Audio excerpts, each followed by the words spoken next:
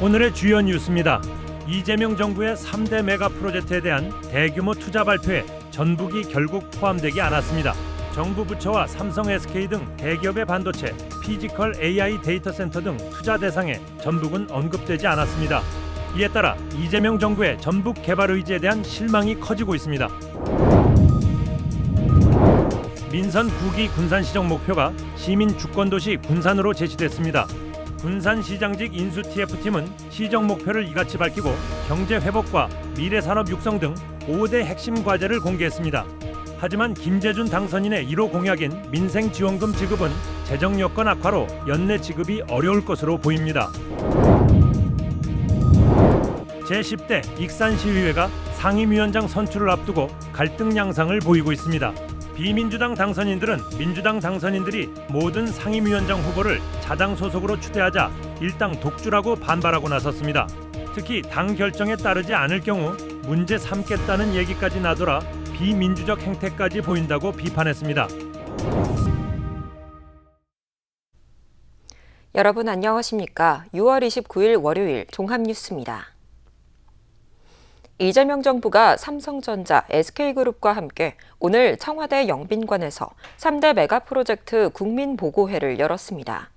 특히 반도체에 대한 대규모 투자에 있어 전북 포함 여부가 관심사였는데요. 이재용과 최태원 회장의 투자 설명에서 전북은 언급되지 않았습니다. 이재명 정부의 전북 개발에 대한 실망이 커지고 있습니다. 이재명 정부의 3대 메가 프로젝트 국민보고회. 핵심 사업은 반도체와 피지컬 AI 데이터 센터 구축입니다. 지방 소멸을 막기 위한 국가 균형 발전과 초격차 산업 강국으로 도약하고자 지방 권역별로 나눠 2천조 원이 투입될 예정입니다. 정부는 부처별로 신속한 인허가와 세제 지원, 청와대 직속 담당관 운영 등을 밝혔습니다. 기타 가능한 모든 지원들을 통해서 기업들이 이쪽 지역이 훨씬 더 유리하다는 그런 판단을 할 수 있게 만드는 것, 그게 바로 정부가 해야 될 일이라고 생각합니다. 지방 권역별 투자였던 만큼 전북 포함 여부가 관심사였지만 삼전닉스의 투자 설명에서 전북은 언급되지 않았습니다. 피지컬 AI에 대한 투자도 전북은 없었습니다. 삼성그룹은 반도체 클러스터 추가 조성지로 광주 전남을 명확히 지목했습니다. 또 휴머노이드 로봇 생산은 경북 구미에서, 에너지 저장 시스템 배터리 생산은 경남 울산에서 하기로 했습니다. 최첨단 패키지 기판은 부산에 투자하고 바이오 산업은 인천 송도에 투자하겠다고 공식화했습니다. 여러 지역 중 전력, 용수, 인력 확보, 그리고 여러 인프라 등 많은 인센티브 지원이 기대되는 광주를 후보지로 계획하고 있습니다. SK그룹은 1, 2단계로 나눠 전국 곳곳에 15기가와트의 AI 데이터 센터를 구축하는 데 1,000조 원을 투입하기로 했습니다. 이어 메모리 반도체 수요 급증에 대응해 용인 반도체 클러스터 구축을 2033년까지 마치기로 했습니다. 또 반도체 클러스터 추가 조성에 400조 원을 투자하기로 했으며 후보지는 서남권을 지목했습니다. 반도체 공장은 대규모 부지와 전력과 용수와 인력이 필요로 합니다. 그래서 SK하이닉스는 제반 요건을 충족하는 곳에 공장을 건설할 것이고 이러한 조건을 만족할 것으로 기대되는 서남권에 약 400조 원을 투자해서 새로운 클러스터를 조성하고자 합니다. 더욱이 전북이 분산 배치를 희망했던 반도체 후공정인 패키징 분야도 충청권에 집약될 예정입니다.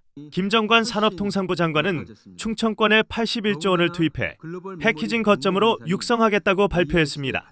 충청권은 반도체 생산 능력 확대에 따라 증가할 패키징 수요에 대응할 수 있는 첨단 패키징 거점을 육성하겠습니다. 결국 전북은 앞서 발표된 현대차그룹의 9조 원대 피지컬 AI와 AI 데이터 센터 외에는 이번 3대 메가 프로젝트에서 제외된 것으로 보입니다. 수천조 원에 달하는 대형 프로젝트에서 언급되지 않은 전북.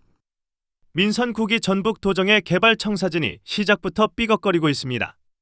KCN 뉴스입니다. 한국수력원자력이 부안 해역에 조성되는 800메가와트 규모의 대형 해상풍력 발전단지 개발권을 확보했습니다. 한수원은 전북도가 추진하는 전북 서남권 해상풍력 확산단지 1 공공사업 시행자 공모의 우선 협상 대상자로 선정됐다고 밝혔습니다. 한수원은 동서발전, 한전 KPS, 한화오션, 두산 에너빌리티 등 10개 주요 기업과 컨소시엄을 구성해 참여했으며 사업 역량과 지역 상생 방안 등에서 높은 평가를 받았습니다. 한수원 컨소시엄은 오는 8월 말까지 전북도와 실시 협약을 체결하고 본격적인 사업 추진에 나설 계획입니다. 제2오션 중공업이 군산조선소 인수 절차가 완료되기 전 선박건조 의향서를 체결했습니다. 제2오션 중공업은 오세아니아 지역 선주사와 11만 4천 톤급 원유 석유 제품 운반선 4척에 대한 건조 의향서를 체결했다고 밝혔습니다. 이번 선박은 HJ중공업이 개발한 11만 4천 톤급 원유 석유 제품 운반선으로 친환경성과 경제성을 동시에 강화한 차세대 선형으로 평가받고 있습니다. 이번 의향서는 지난 2017년 7월 마지막 인도를 끝으로 군산조선소의 완성선 생산이 멈춘 지 9년 만에 이뤄낸 성과입니다. 익산이 차세대 동물의약품 규제 자유특구로 지정됐습니다. 중소벤처기업부는 규제자유특구위원회를 거쳐 차세대 동물의약품 규제자유특구로 익산과 정읍 일대 3.03제곱킬로미터를 지정했습니다. 규제자유특구는 규제에 막혀 사업화가 어려운 신기술이나 신산업 분야에 실증 특례와 임시허가 등을 부여하는 제도입니다. 앞으로 한국동물용의약품 평가연구원이 주관해 차세대 동물의약품 개발과 규제 혁신 실증에 나서게 됩니다. 군산항과 새만금항의 경쟁력 강화를 위해 전문가들이 발전 전략을 논의했습니다. 전북도는 최근 군산 군장식만항 주식회사에서 해수청과 군산시, 학계, 업계 전문가 20여 명이 참석한 가운데 제1차 전북항만물류 연구 자문회를 열었습니다. 이 자리에서는 안정적인 입출항을 위한 준설 예산 확보와 제2준설토 투기장 조성 필요성이 제기됐습니다. 새만금항이 단순 물류 기능을 넘어 생산, 물류, 에너지가 연계된 친환경 복합항만으로 육성해야 한다는 의견도 나왔습니다. 이원택 도지사 당선인이 미국 엔비디아의 최고 경영자인 젠슨 황에게 새만금 투자 논의를 위한 회동을 제안했습니다. 민선국이 도지사 인수위원회는 최근 이원택 당선인이 미국 엔비디아 본사와 엔비디아 코리아에 친서를 보내 젠슨 황 CEO와 만남을 요청했다고 밝혔습니다. 인수위는 새만금이 규제 완화와 확장성, 청정에너지 등 강점을 갖춘 최적의 투자지라고 강조했습니다. 앞서 젠슨 황은 최근 방한 당시 새만금을 잠재적 투자 기회로 언급한 것으로 알려졌습니다. 익산 여산면 양파 농사의 기계화율이 대폭 확대될 전망입니다. 익산시 농업기술센터는 현재 8% 수준인 기계화율을 올해 44%까지 끌어올리기로 했습니다. 이를 위해 양파 정식기 12대를 포함해 7종 24대의 농업기계를 장기 임대 방식으로 현장에 보급하기로 했습니다. 익산 여산은 양파 주산지로 500여 농가에서 227헥타르를 재배하고 있습니다. 민선국이 군산시정의 밑그림이 공개됐습니다. 군산시장직 인수 TF팀은 오늘 과제를 제시하고 경제회복과 미래산업 육성을 핵심 과제로 제시했습니다. 하지만 김재준 당선인의 1호 공약인 민생지원금 지급은 재정 여건 악화로 연내 지급이 어려울 것으로 전망됩니다.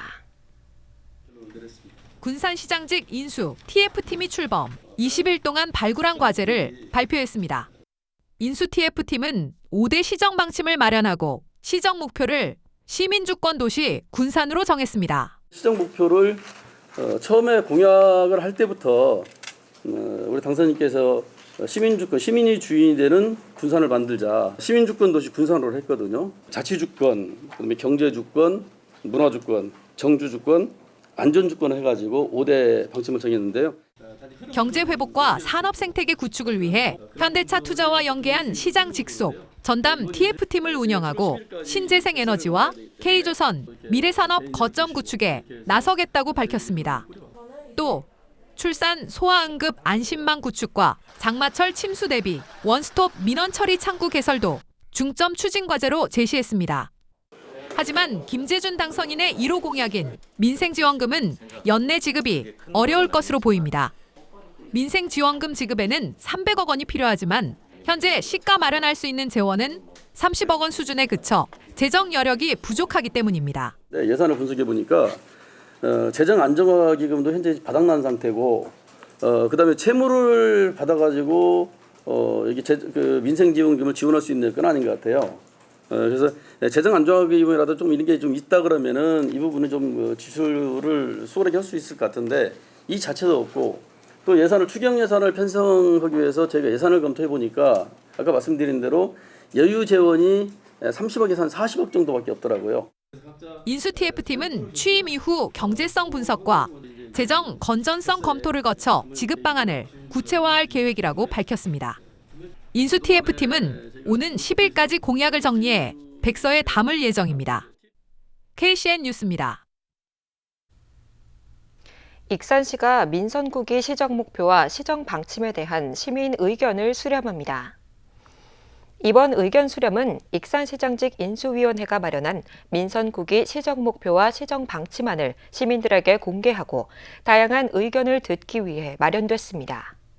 익산시 누리집을 통해 7월 3일까지 의견을 낼 수 있으며 접수된 의견은 내부 검토를 거쳐 시정 방침 수립 과정에 반영될 예정입니다. 정부의 고유가 피해 지원금 지급 이후 도내 골목 상권 소비가 늘었다는 분석이 나왔습니다. 전북지방중소벤처기업청에 따르면 고유가 피해 지원금이 지급된 지난달 18일 이후 도내 소상공인과 골목 상권 매출액이 12.1% 증가했습니다. 업종별로는 소매업이 16.4%, 교육 서비스업이 11.2% 늘며 상승세를 이끌었습니다. 군산의 대표 음식을 재해석한 군산 짬뽕라면이 전북 고향사랑기부제 답례품에 포함됐습니다. 전북도는 지역 특산품을 활용한 답례품 확대를 통해 기부자 만족도를 높이고 지역 소상공인의 판로를 지원하겠다고 밝혔습니다. 군산 짬뽕라면은 지역 특산물인 흰찰 쌀보리와 해산물 등을 활용해 지난 2020년 출시됐습니다. 최정우 시장 당선인이 민주당 익산갑 지역위원장 권한대행으로 임명됐습니다. 민주당 조강특위는 오늘 최정우 익산시장 당선인을 익산갑 지역위원장 권한대행으로 임명한 것으로 알려졌습니다. 이춘석 의원의 사법적 판단이 아직 마무리되지 않은 점을 고려해 이같이 결정한 것으로 파악됩니다. 앞서 진행된 공모에는 여운태 원광대 석좌 교수와 최종호 도의원 당선인이 신청했었습니다. 군산시의회 민주당 원내대표에 삼선의 박광일 의원이 추대됐습니다. 민주당 군산김제 부안갑 지역위원회는 지난 27일 소속 시의원 21명 가운데 19명이 참석한 회의에서 박 의원을 만장일치로 원내대표에 추대했으며 사무국장도 함께 맡기로 했습니다. 또 의회 운영위원장과 행정복지위원장, 경제건설위원장에는 각각 설경민, 김영란, 김경식 의원이 단독 추대됐습니다. 제10대 시의회 상임위원장은 다음 달 2일 본회의에서 선출될 예정입니다.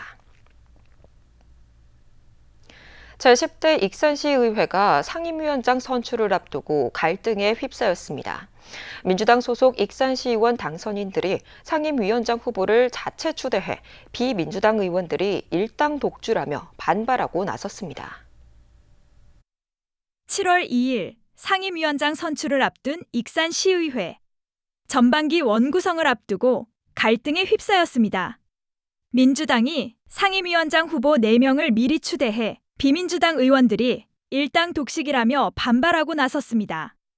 민주당 소속 익산시의원 당선인들은 지난 27일 의원총회를 열고 의회 운영위원장의 정영미, 기획행정위원장의 김미선, 보건복지위원장의 이중선, 산업건설위원장의 김순덕 의원을 각각 상임위원장 후보로 추대했습니다.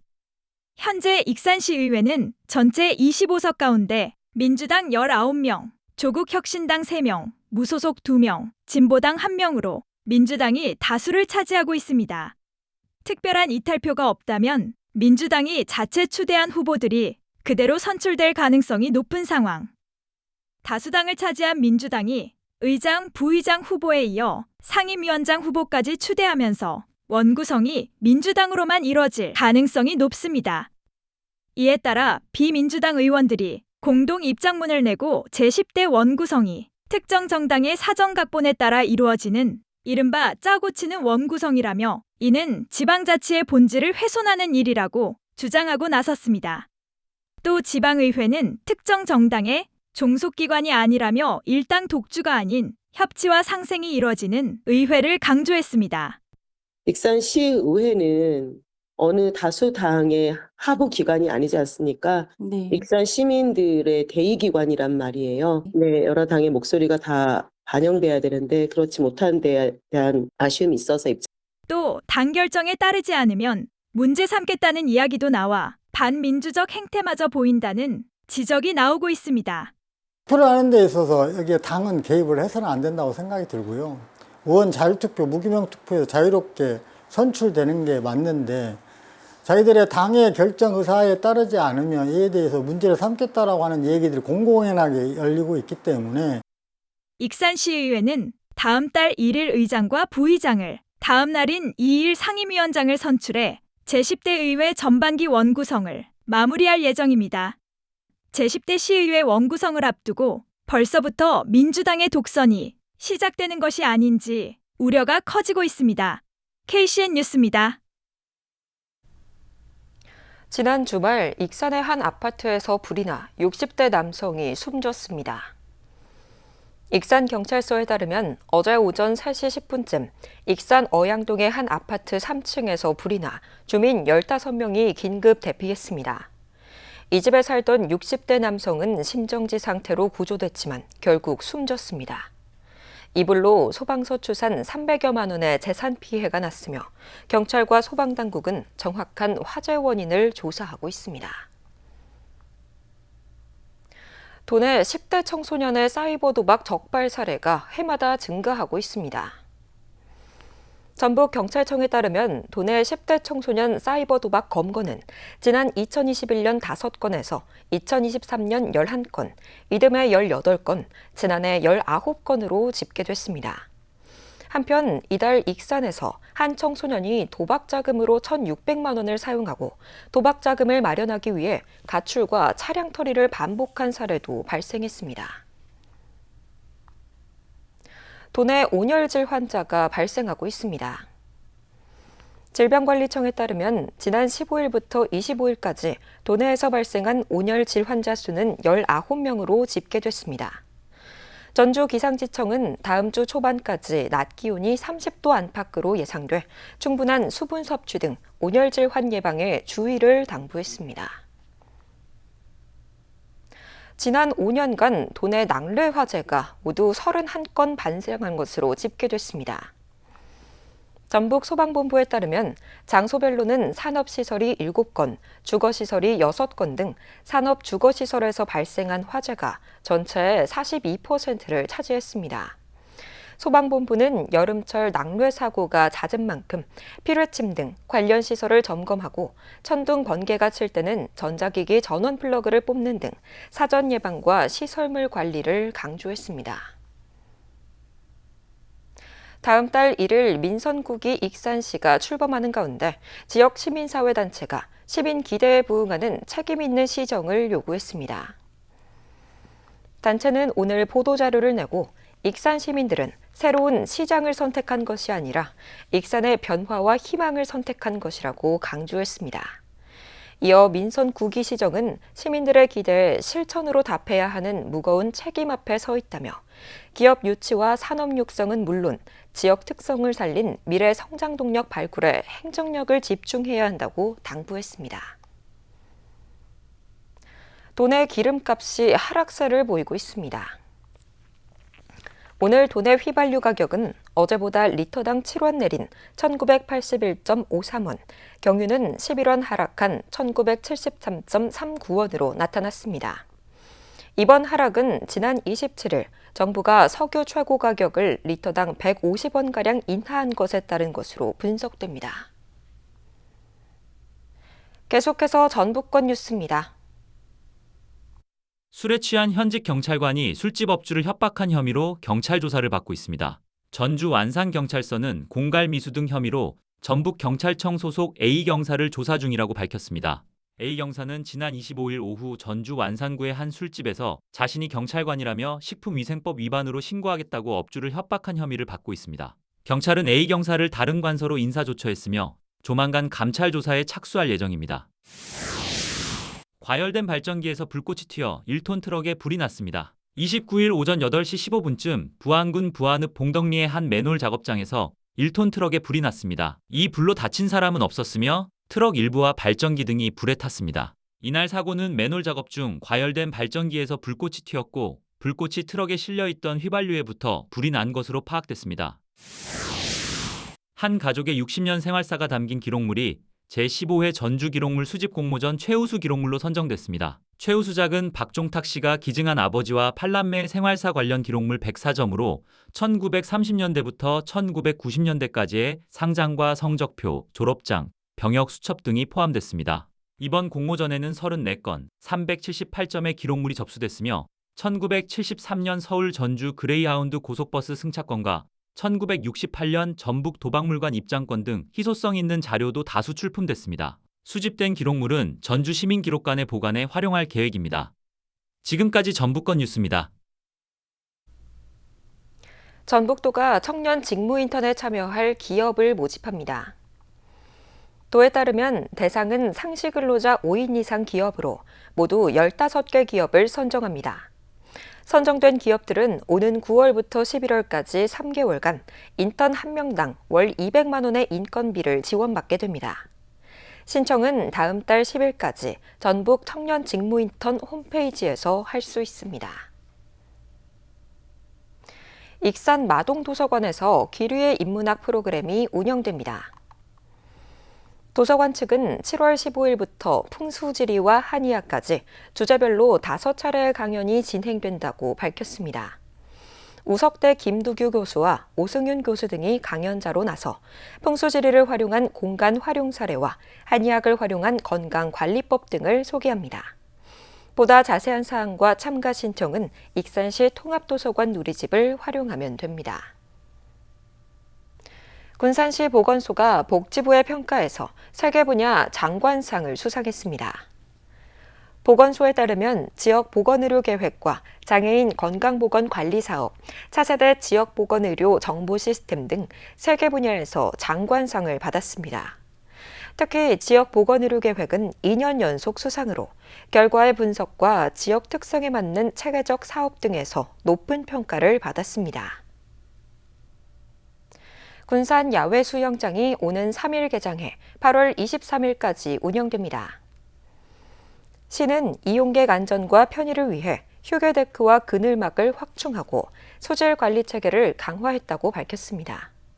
또 물놀이형 에어바운스를 새롭게 운영해 기존 수영시설과는 다른 색다른 재미를 제공할 예정입니다.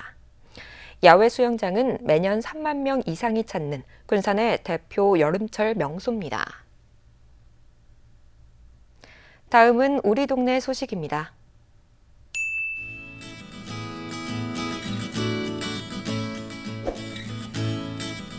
익산시 동산동 지역사회보장협의체가 김밥나라를 방문해 착한 가게 협판을 전달했습니다.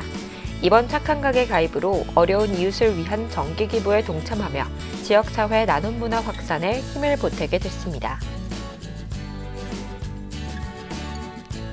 군산 근대역사박물관 2층에 위치한 시민 열린갤러리에서 8월 30일까지 삐쭈룩 단체전 유토피아를 떠나며 남기는 편지를 개최합니다. 이번 전시는 현대사회의 유토피아에 대한 색다른 시선이 담긴 청년 작가 4인의 현대미술 작품 25점을 선보입니다.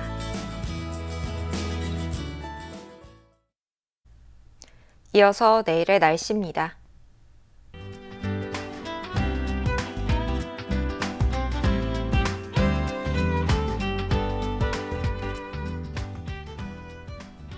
내일은 구름이 끼는 가운데 곳곳에서 소나기가 내리겠습니다.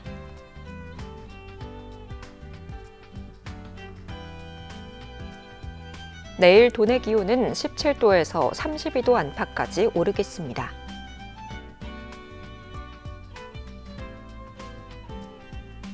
익산은 대체로 맑겠습니다.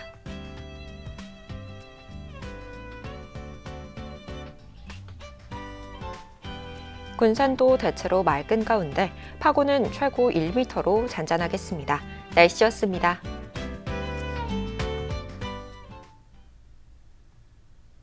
이상으로 KCN 종합뉴스를 마칩니다. 정확한 보도로 늘 함께하겠습니다. 시청해주신 여러분 고맙습니다.